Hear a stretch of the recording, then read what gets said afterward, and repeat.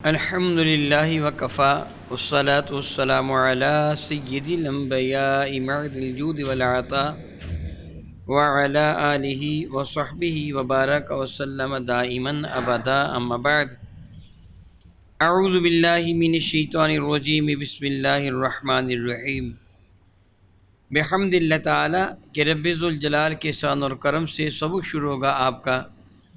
سورۃ الاحقاف کی 15 نمبر آیت شریفہ سے آگے ملاحظہ کیجئے۔ اعوذ باللہ من الشیطان الرجیم بسم اللہ الرحمن الرحیم اولئک الذین نتقبل عنہم احسن ما عملوا ونتجاوز عن سیئاتہم فی اصحاب الجنہ وعد الصدق الذی کانوا یوعدون۔ اولئک الذین نتقبل عنہم احسن ما عملوا، یہی وہ لوگ ہیں کہ جن کے بہترین اعمال کو ہم اپنے حضور شرف قبول سے نوازتے ہیں۔ اللہ تعالیٰ فرماتے ہیں جن کے اعمال کو، بہترین اعمال کو ہم قبول فرماتے ہیں۔ وَنَتَجَاوَزُ عَنْ سَيِّئَاتِهِمْ، اور ان سے کوئی گناہ ہو بھی جاتا ہے تو ہم اس سے درگزر فرما لیتے ہیں، ان کی نیکیوں کی قدر فرماتے ہیں،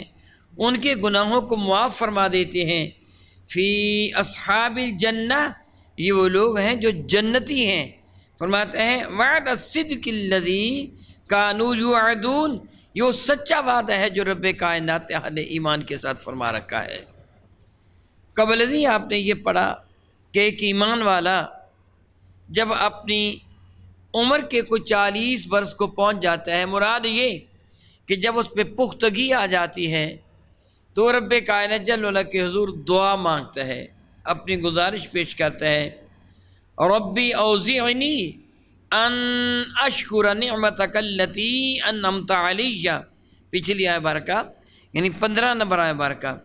ربی اوزعنی، اے اللہ رب العزت جل وعلا مجھ کو ولولہ عطا فرما، والہانہ توفیق عطا فرما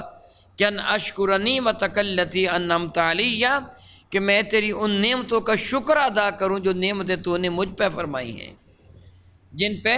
جو نعمتیں تو نے مجھے ارزاں نہیں فرمائی، مجھ پہ نازل فرمائی ہیں، وعلی والدی، اور جو نعمتیں تو نے میرے ماں باپ پہ نازل فرمائی ہیں، مجھے بھی ایمان کی دولت دی، میرے ماں باپ کو بھی ایمان کی دولت دی، مجھے بھی اپنا بندہ بنایا، میرے ماں باپ کو بھی اپنا بندہ بنایا، مجھے بھی اپنے نبی کا غلام بنایا، میرے ماں باپ کو بھی اپنے نبی کا غلام بنایا، مجھے بھی نیکی کی توفیق دے، میرے ماں باپ کو بھی نیکی کی توفیق دیں، ان اعمل صالحا، مولا تو مجھ کو توفیق عطا فرما کہ میں جو کام بھی کروں وہ نیک کام ہی کروں، ان اعمل صالحا، یہ کہ میں نیک کام کروں، کیسے نیک کام جس کو لوگ نیک کہیں، نہیں، مجھے لوگوں کی کوئی پرواہ نہیں، ترضاہ، وہ نیک اعمال کروں جن سے تو راضی ہو جائے، میں اخلاص کے ساتھ نیک اعمال کروں، جس طرح میں کل حضرت جنید بغدادی کا واقعہ آپ کو سنا چکا ہوں۔ فرماتے ہیں رب کائنات، اور وہ بندہ یوں عرض کرتے ہیں وَأَصْلِحْ لِي فِي ذُرِّيَّتِي، مولا تعالیٰ میرے معاملے میں میری اولاد کو بہت ہی صالح بنا دے، میرے مرنے کے بعد میری اولاد میرے حق میں دعا کرنے والی ہو، انی تبت الیک، میں تیرے حضور توبہ کرتا ہوں، وانی من المسلمین، اور میں مسلمانوں میں سے ہوں، میں تیرے حکموں کو تسلیم کرنے والا ہوں، میں تیرے حکموں کا انکار کرنے والا نہیں ہوں۔ رب ذوالجلال فرماتا ہے اولئک الذین، یہی وہ لوگ ہیں کہ نتقبل عنہم احسن ما عملوا، کہ جن کی نیکیوں کو ہم شرف قبول سے نواز دیتے ہیں، ان کی نیکیوں کو ہم قبول فرماتے ہیں، جو ہمارے حضور جو دعائیں کرنے والے ہوتے ہیں، اور ان سے کوئی کوتاہی ہو بھی جائے تو ہم معاف فرما دیتے ہیں۔ سبحان اللہ تعالی و بحمدہ، کتنا کریم ہے رب کائنات۔ مطلب یہ وہ لوگ ہیں جو جنتی ہیں، یہ اللہ تعالیٰ جل وعلا کا سچا وعدہ ہے جو ان سے کیا گیا ہے۔ فرماتے ہیں والذی قال لوالدیہ اف لکما اتعداننی ان اخرج وقد خلت القرون من قبلی، قال لوالدیہ، اس نے اپنے ماں باپ، کوئی وہ شخص بدبخت آدمی، والذی، اور وہ بندہ، وہ بدبخت انسان کہ قال لوالدیہ، جس نے اپنے والدین کو یہ کہا اف لکما، تم پر بڑا افسوس ہے، معاذ اللہ تعالیٰ ماں باپ کا یہ گستاخ۔ قبل ازیں آپ نے کن لوگوں کا ذکر پڑھا؟ جو اپنے ماں باپ سے وفا کرنے والے ہیں، اپنے ماں باپ سے محبت کرنے والے ہیں۔ رب کائنات جل وعلا نے ماں باپ سے پیار کرنے کا، احسان کرنے کا حکم دیا جو اس کو اپنانے والے ہیں۔ اور اب ان آیات برکہ میں اس شخص کا ذکر کیا جا رہا ہے جو بدبخت ہے، جو اللہ تعالیٰ کا بھی نافرمان ہے، ماں باپ کا بھی نافرمان ہے۔ والذی، وہ بدبخت کہ قال لوالدیہ، جس سے اپنے والدین کو یہ کہا، اف لکما، تمہارے لیے بڑا افسوس ہے، اتعدانی ان اخرج، کیا تم مجھے یہ وعدہ دے رہے ہو، یہ کہہ رہے ہو کہ جب میں مر جاؤں گا تو پھر قبر سے نکالا جاؤں گا، وقد خلت القرون من قبلی، حالانکہ مجھ سے پہلے کتنے زمانے گزر چکے ہیں، وہ لوگ تو قبروں سے باہر آئے نہیں ہیں۔ یعنی یہ نافرمان بیٹا، یہ اللہ اور اس کے رسول کا گستاخ بیٹا اپنے والدین کی شان میں گستاخی بکتا ہے اور کہہ رہا ہے کہ تم پر افسوس ہو، تم مجھے کس بات پہ لگا رہے ہو، کہہ رہے کو تم مرے گا، مرنے کے بعد زندہ ہوگا، یہ کیسے ممکن ہے؟ کتنے وہ زمانے، کتنی سنگتیں، کتنے لوگ قبل ازیں گزر چکے ہیں کہ جو مر کھپ گئے، ان میں تو کوئی زندہ نہیں ہوا۔ رب کی فرماتا ہے وہما، اور وہ دونوں، اس کی ماں بھی اس کا باپ بھی، یستغیثان اللہ، اللہ تعالیٰ کی استغاثہ کرتے ہیں، مولا ہمارے اس بیٹے کو صراط مستقیم پہ لا، اس کو سیدھی راہ دکھا دے، مولا تعالیٰ اس کو ہدایت کی دولت عطا فرما۔ رب سے دعا بھی کرتے ہیں اور سمجھاتے بھی ہیں، ویلک آمین، اور تجھ پر افسوس ہو رسول رحمت پر ایمان لیا۔ والدین کی شفقت ہے نا، والدین کی محبت ہے نا۔ وہ ماں باپ کا گستاخ ہے، ماں باپ اس کے حق میں دعائیں مانگ رہے ہیں، مولا ہماری اولاد کو صراط مستقیم عطا فرما دے۔ یہ کون بدبخت ہے؟ اللہ تعالیٰ حقیقت حال سے باخبر ہے۔ بعض نے ایسے ہی اٹکل بچوں دوڑائیں، مروان خبیث انسان، اس سے حضرت سیدنا عبد الرحمن بن عوف کے لیے کہا تھا، نہ حضرت عبد الرحمن بن ابی بکر کے لیے، جب حضرت معاویہ نے مروان کو حاکم بنایا تھا مدینہ طیبہ کا، ولید حاکم تھا، مروان اس کا معاون تھا، تو یزید کے لیے سے حکم دیا تھا کہ حضرت عبد الرحمن بن ابی بکر سے بیعت لے لے۔ تو اس مروان نے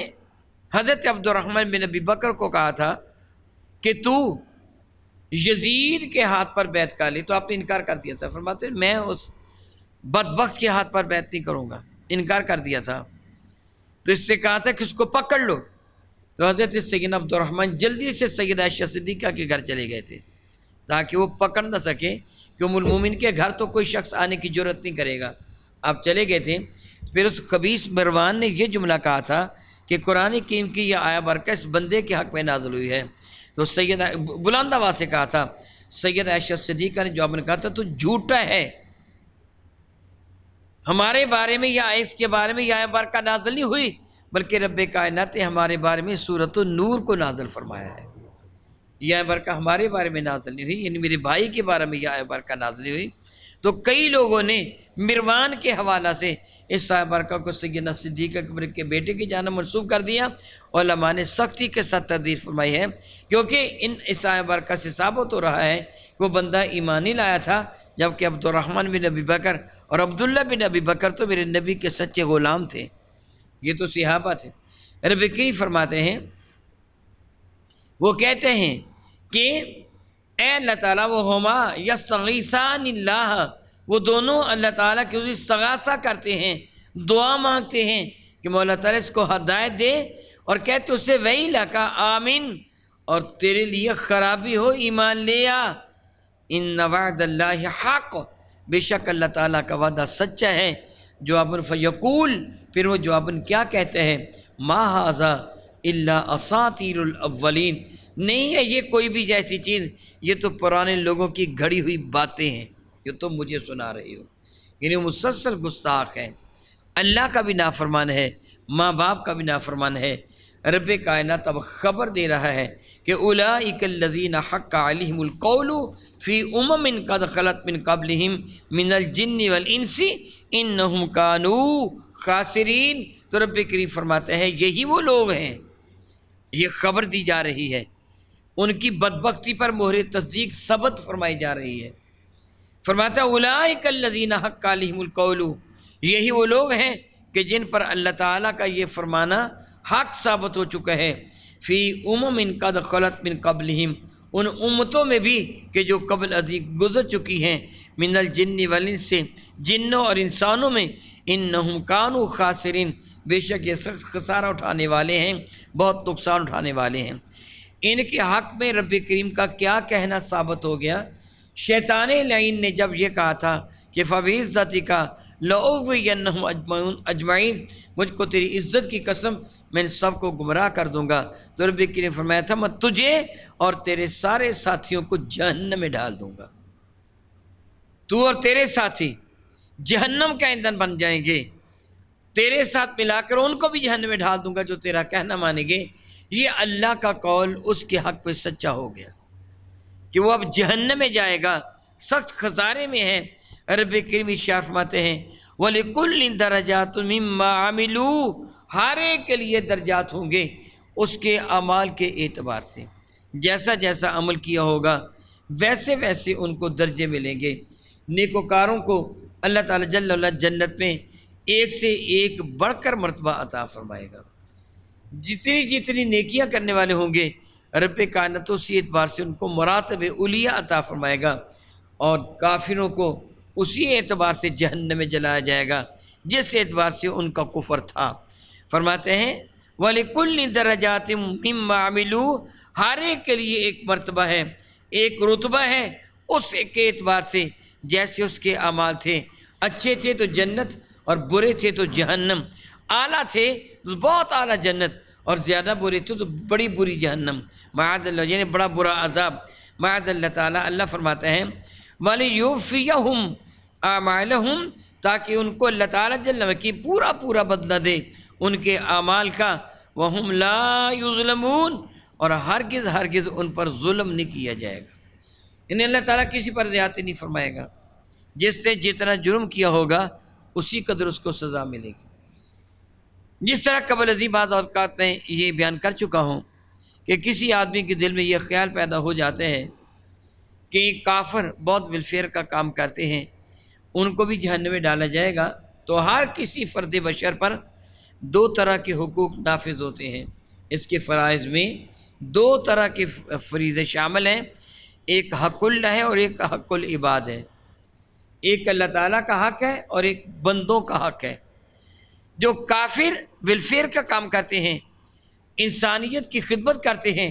وہ بندوں کا حق تو ادا کرتے مگر اپنے رب کا حق ادا نہیں کرتے، ان کو بھی جہنم میں ڈالا جائے گا۔ اور جو اپنے رب کا حق بھی ادا نہیں کرتا، بندوں کا حق بھی ادا نہیں کرتا، اس کو زیادہ سخت سزا دی جائے گی، دگنی سزا دی جائے گی۔ ایمان والوں میں جو بندوں کا حق ادا نہیں کرتا اس کو جہنم میں سزا دی جائے گی۔ بندوں کا حق کیوں نہیں ادا کیا؟ کیونکہ ایمان والا اپنے رب پر ایمان لاتے، اس لیے کبھی نہ کبھی اس کو جہنم سے نکال کر جنت عطا فرما دی جائے گی، یہ ضرور ہوگا۔ تو نبی کریم اشارہ گرامی قدر فرماتے ہیں کہ یہ وہ لوگ ہیں جن پر اللہ تعالیٰ جل وعلا کا کہنا حق ثابت ہو گیا، جو پہلی قومیں میں گزر چکے ہیں جنوں اور انسانوں میں، کہ یہ سخت خسارے میں ہیں۔ ہر کسی کے لیے درجہ ہے اس کے اعمال کے اعتبار سے، وَلِيُوفِيَهُمْ أَعْمَالَهُمْ، اور ان کو پورا پورا بدلہ دیا جائے گا ان کے اعمال کا، وَهُمْ لَا يُظْلَمُونَ، ان پر ظلم نہیں کیا جائے گا، کہ اللہ رب العزت جل وعلا کسی پر ظلم نہیں فرماتا۔ او کما قال اللہ تبارک و تعالی، واللہ تعالی اعلم باسرار کتاب۔